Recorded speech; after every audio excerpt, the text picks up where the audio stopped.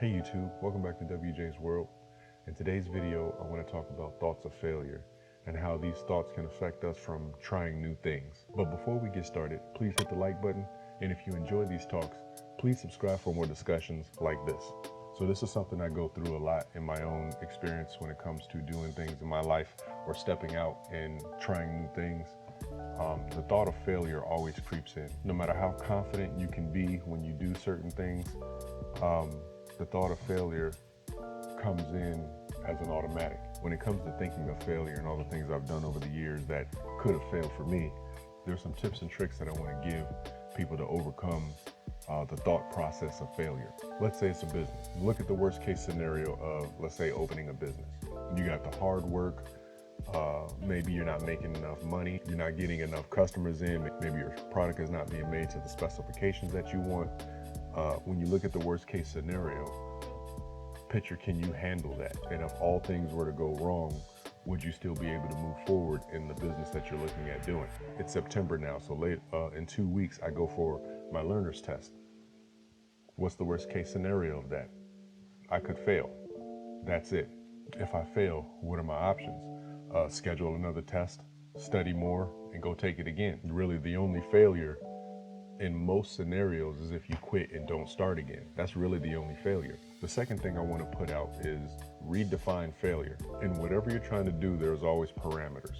So, and usually you know the parameters when you get into it, whether it be something physical that you're doing or a business that you're starting or something you want to learn. You know, they're usually clearly defined failure points, but sometimes you can tweak those points to make them more favorable for you, so it's not really a failure. So a couple years back when I had a carpet cleaning business, one of the main advertisements on a carpet cleaning business is that you can make $150 an hour.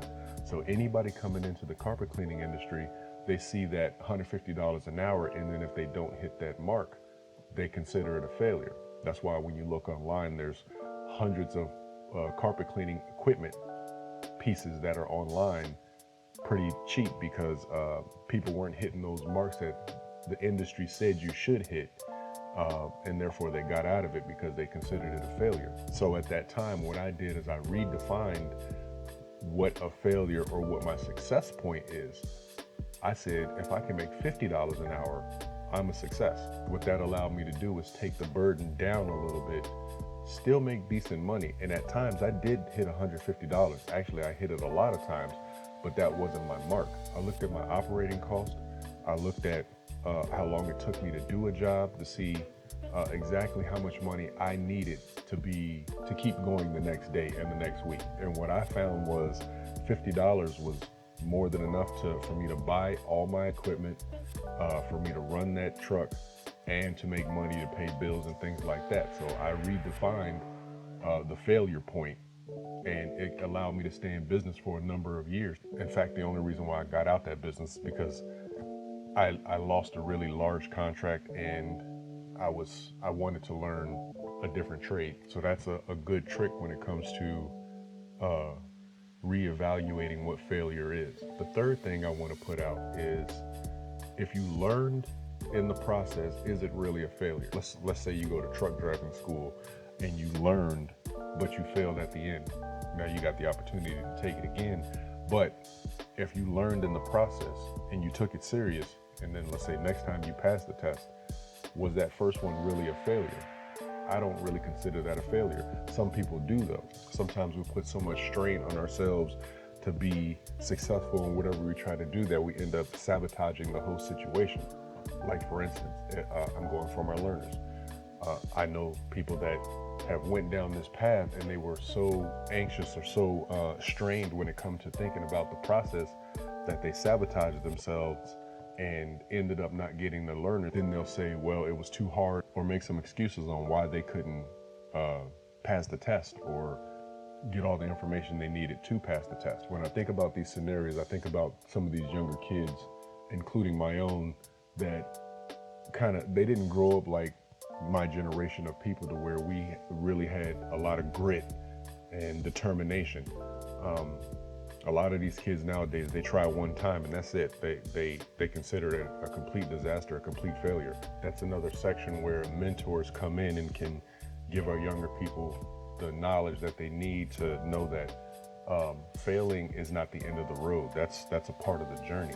Like they say, you should fail big and fail in public, because that helps you understand that it's not the end of the road. It's just a part of the journey. It's not even a bump in the road. Failure is to be expected, and especially when it comes to business, you can fail 1,000 times. I've had maybe 20 or 30 business licenses, and probably most of them did nothing.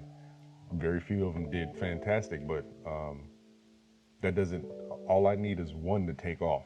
I need one to make $1 million. I don't need them all to make $1 million, but I will keep getting them and changing businesses and growing businesses until one does.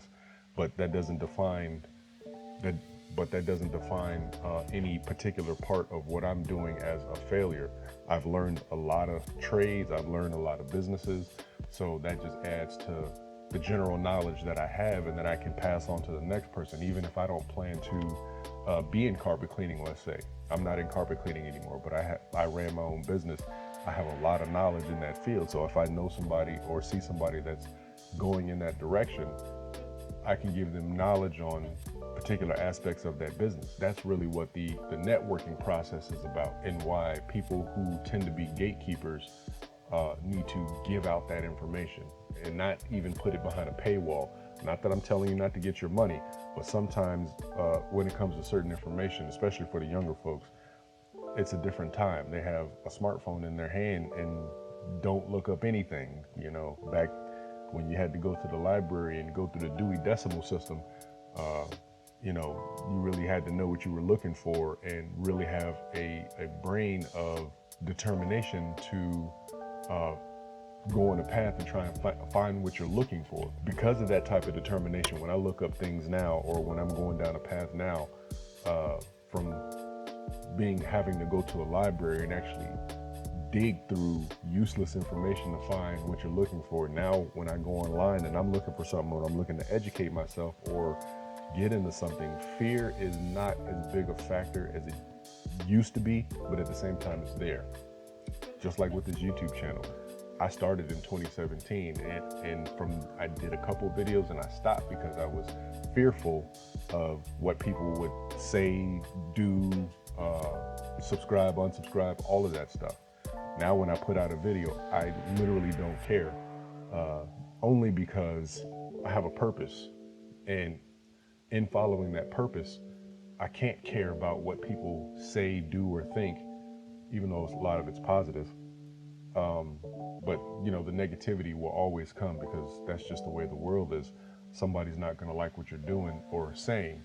But when it comes to the fear aspect of it, everybody has a story to tell, and if you don't get your story out, then you're technically, in my book, taking away from the next person who might need to hear your story. So that's why fear needs to be overcome. And if you have the techniques to overcome that fear, that's where you should be sharing. That's what I'm trying to do now, anyway. So if you have any suggestions to the young folks, or anybody that I might see this video and may see your comment, go ahead and put it in the comment section down below of how you deal with fear, because we all deal with it.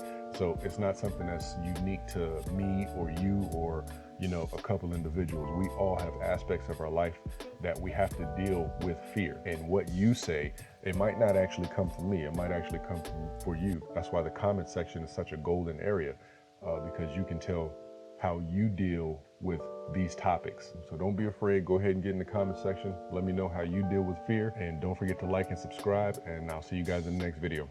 Peace.